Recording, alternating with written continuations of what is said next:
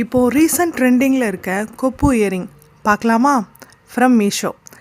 இந்த கொப்பு இயரிங் வந்து அந்த புல்லாக்கோட சேர்ந்து காம்போ பேக்காக போட்டிருந்தாங்க. ட்ரஸ்ட் மீங்க, இந்த ப்ரைஸ்க்கு இது எப்படி இருக்கும், சரி வாங்கி பார்ப்போன்னு ஒரு ட்ரையலுக்காக தான் வாங்கி பார்த்தேன். பட் உண்மையிலேயே கைக்கு வந்த பிறகு ரொம்ப திருப்தியாக இருந்தது. இதோட ப்ரைஸ் கேட்டால் நம்ப மாட்டீங்க, வெறும் ரூ. 133 மட்டும்தாங்க.